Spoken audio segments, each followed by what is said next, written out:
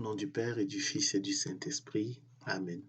Shalom, bien-aimés frères et sœurs dans le Seigneur. Nous sommes aujourd'hui le mercredi 1er juillet 2020 et nous méditons l'Évangile selon Saint Matthieu, chapitre 8, versets 28 à 34. Je suis Edgar Assois et par mon baptême, j'ai été envoyé proclamer la bonne nouvelle du salut en Jésus-Christ. À vous, grâce et paix de la part de Dieu notre Père et de notre Seigneur Jésus-Christ, qui nous a arrachés des griffes des démons, des griffes de Satan, qui nous a arrachés de ce monde de ténèbres, de ce monde du mal, pour nous faire asseoir dans la Jérusalem céleste. À lui, gloire et paix pour les siècles et des siècles. Amen. Comme vous voyez dans cet évangile, le premier verset dit: En ce temps-là, comme Jésus arrivait sur l'autre rive, dans le pays des Gadaréniens, deux possédés sortirent d'entre les tombes à sa rencontre. Ils étaient si agressifs que personne ne pouvait passer par ce chemin. Personne ne pouvait passer par ce chemin. C'est dire que ce chemin était bloqué. Oui, ce chemin était tout simplement bloqué. À cause de ce chemin était devenu une impasse. Personne même ne s'aventurait sur ce chemin à cause de leur agressivité, de la terreur qu'ils exerçaient sur les gens qui osaient. Ils intimidaient, c'est ce que les démons font. Les démons oppressent.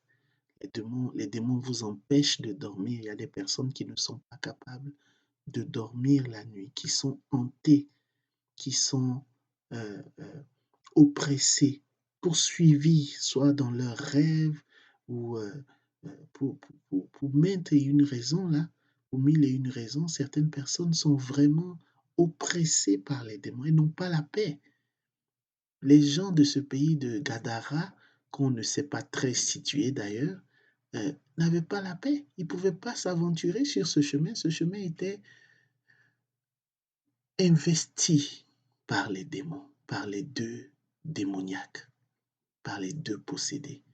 Bien-aimé, mais il y a ici une bonne nouvelle. Oh, je suis dans la joie. Merci Saint-Esprit de communiquer sans arrêt la joie, la bonne nouvelle qui ressort de ce passage biblique. Toi aussi dans ta vie, il y a des blocages. Il est dit, ils étaient si agressifs que personne ne pouvait passer par ce chemin. Je ne suis pas en train de dire que les blocages de ta vie sont dus à des démons. C'est pas ce que je suis en train de dire. Je ne suis pas en train de dire que tu es possédé. Ce que je suis en train de dire, c'est que les blocages que tu traverses, que tu expérimentes dans ta vie, tu as l'impression que les choses n'avancent pas.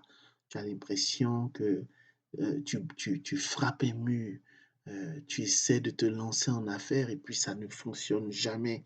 Tu es peut-être à ta 10e tentative.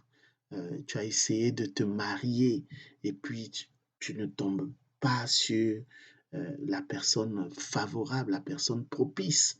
Euh, il semble avoir des blocages. Bien-aimé, laisse-moi te dire que les Saintes Écritures sont une bonne nouvelle. Le prophète Isaïe, au chapitre 43, verset 19, dit de la part de l'Éternel, et je t'annonce cela de la part de l'Éternel, voici, je vais faire une chose nouvelle, sur le point d'arriver. Ne la connaîtrez-vous pas? Je mettrai un chemin dans le désert et des fleuves dans la solitude. Oh, quelle grâce, quelle extraordinaire nouvelle. Le Seigneur va changer la situation. Les blocages de ta vie seront changés en déblocages. C'est la promesse que le Seigneur nous fait. Et Jésus qui est là dans le Nouveau Testament, en chassant les démons, il ouvre le chemin. Il ouvre le chemin dans le désert. Il n'y a plus de blocage par l'intervention, par l'action de Jésus.